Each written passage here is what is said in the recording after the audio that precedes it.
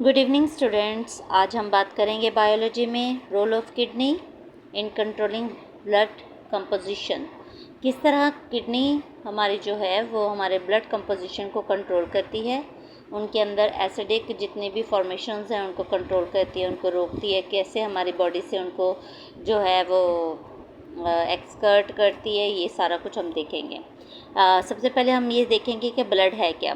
Blood एक fluid है जिसके अंदर सेल्स होते हैं। अब यहाँ पर इस ब्लड और फ्लूइड के अंदर ये जो पूरी कंसंट्रेशन है इसके अंदर क्या पाया जाता है, पहले तो हाई अमाउंट ऑफ H2O यानी वाटर हमारे पास पाया जाता है इस ब्लड फ्लूइड में, जिसके अंदर सल्यूट्स होते हैं जिनमें हमारे पास Na+ आयन। अच्छा, यहाँ पर प्लस और माइनस होंगे। जो केमिस्ट्री अच्छे से दिल से पढ़ते हैं, जिनको समझ आती है, उनको ये समझ आएगा कि यहाँ पर Na सोडियम के ऊपर जब प्लस का साइन है तो डैट मीन्स कि ये सोडियम आयन है। Sodium ion, chlorine ion, calcium ion, हमारे पास पोटाशियम आयन, और इसी तरह ये तमाम मिलकर क्या बन जाते हैं, इनको सल्यूट्स को मिला लें और नाइट्रोजन के तमाम जितने भी मिक्सचर हैं वो सारे मिलकर नाइट्रोजीनियस वेस्ट बना देते हैं। अच्छा, अब हम अगर बात करें फ्लूइड की, तो फ्लूइड है क्या?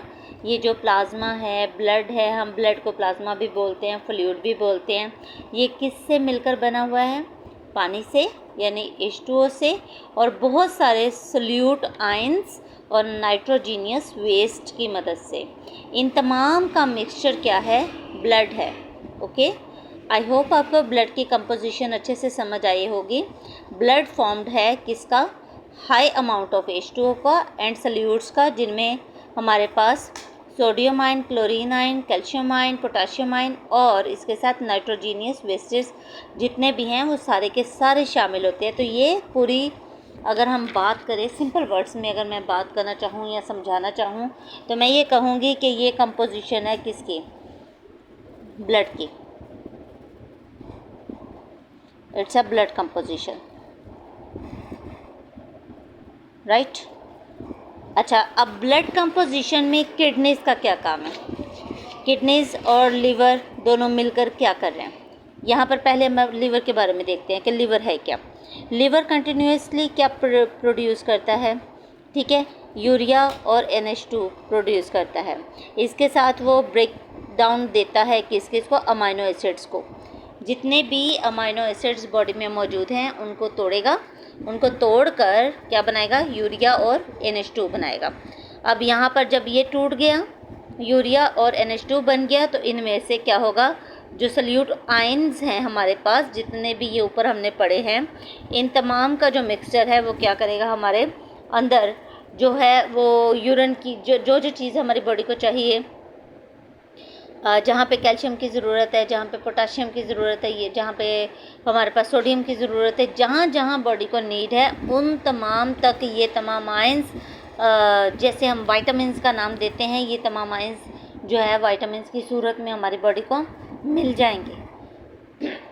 सॉरी, अब जब ये मिलेंगे तो क्या होगा? हमारी बॉडी रिफ़्रेश हो जाएगी, हमारी बॉडी के अंदर जितनी भी एनर्जी प्रोड्यूस हो जाएगी।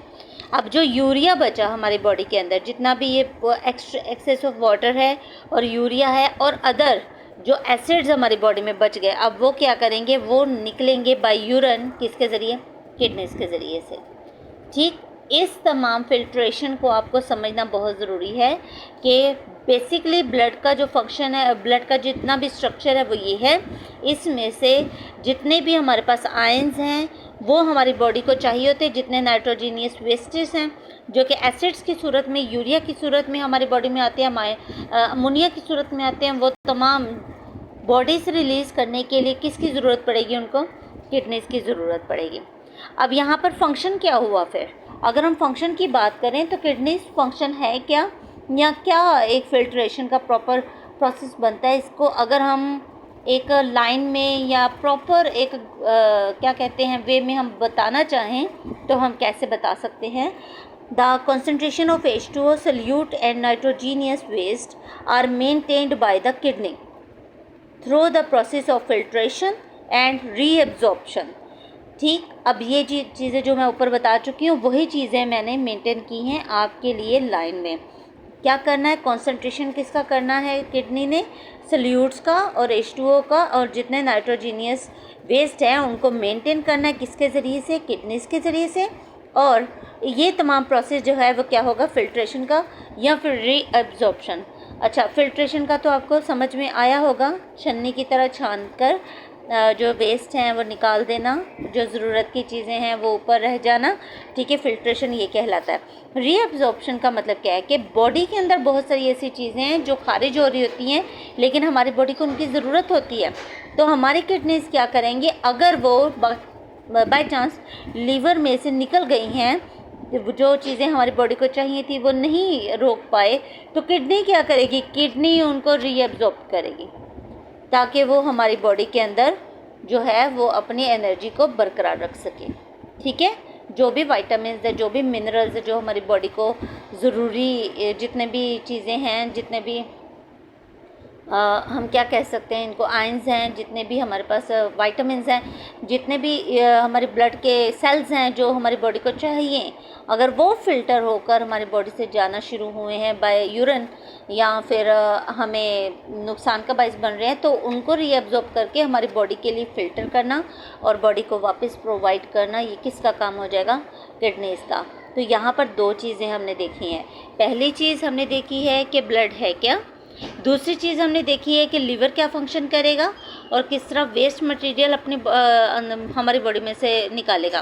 फिर किडनी से आकर क्या फंक्शन प्ले करेंगी कि वो जितना भी वेस्ट उनके पास आया है, नाइट्रोजीनियस वेस्ट, या हमारे पास H2O और सल्यूट्स जितने भी आए हैं, जो जो चाहिए वो रख कर उनको रीअब्जॉर्ब कर लेगी, और जितना भी वेस्ट है उसको बाय यूरिन क्या हमारी बॉडी से रिलीज़ कर देगी।